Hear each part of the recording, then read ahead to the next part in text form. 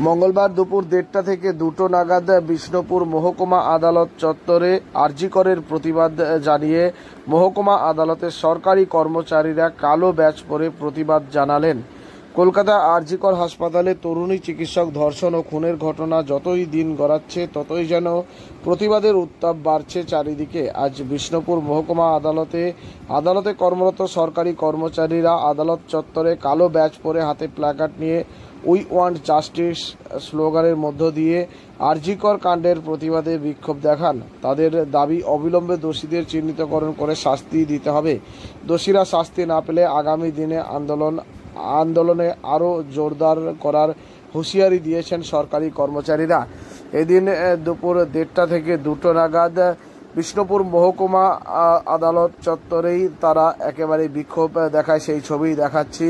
কালো ব্যাজ পরে বুকে জাস্টিস ফর আরজি কর লেখা নিয়ে রীতিমতো বিক্ষোভে ফেটে পড়েন সরকারি কর্মচারীরা।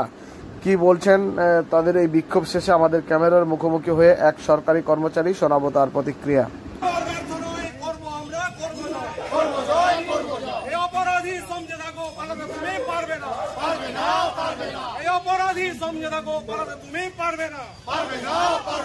বাংলার নারী দিচ্ছে ডাক, অপরাধীরা নিপাচ্ছা। বাংলার নারী দিচ্ছে ডাক, অপরাধীরা নিপাচ্ছা।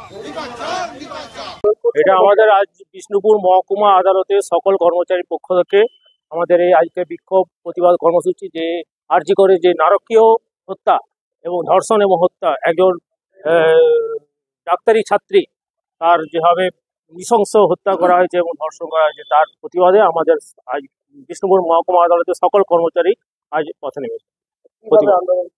আজকে আমরা ফ্লেক্স ফেস্টুন এবং কালো ব্যাজ আজকে সারাদিন পরে আমরা কাজ করেছি।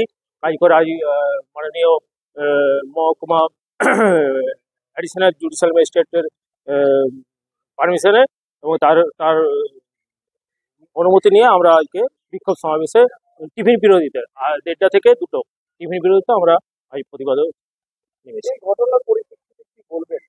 এই ঘটনা দেখুন, আমরা যেটা দেখতে পাচ্ছি, আমরা বিভিন্ন মিডিয়ার মাধ্যমে বা বিভিন্ন সোশ্যাল মিডিয়ার মাধ্যমে যেটা দেখতে পাচ্ছি, যেভাবে ভোরবেলায় আমাদের ছাত্রীকে, আমাদের বোন বা দিদি যাই বলুন, আমাদের বাড়ির মেয়ে, তাকে যেভাবে হত্যা করা হয়েছে এবং তারপর যেভাবে ঘটনা ধামাচাপা দেওয়ার চেষ্টা শুরু হয়েছিল, এবং আপনারা দেখেছেন যে অধ্যক্ষ বিভিন্ন অনিয়ম আরজি করে, যেভাবে বিভিন্ন অনিয়ম এবং বিভিন্ন দুর্নীতির সাথে যুক্ত, তাকে যেভাবে প্রোটেকশন দিয়ে অন্য একটা মেডিকেল কলেজের অধ্যক্ষ করে দেওয়া হয়েছিল, সেটার কোনো নিন্দা জানাবার কোনো ভাষা নেই। আজকে সরকারের মুখ হওয়া উচিত ছিল প্রকৃত দোষীদের প্রকাশ্যে এনে তাদের শাস্তি বিধান করা, কিন্তু সরকারের পক্ষ থেকে সেই সদিচ্ছা আমরা দেখতে পাচ্ছি না।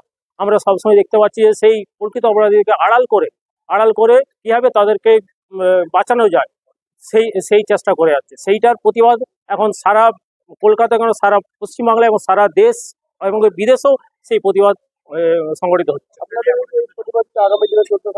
আগামী দিনে যদি প্রকৃত দোষীরা না সাজা পায় বা দোষীরা না প্রকাশ্যে আসে, আমাদের এই আন্দোলন কিন্তু চলবে এবং লাগাতার চলবে। আমার নাম দেবপাল কুন্ডু, কোর্টের কর্মচারী।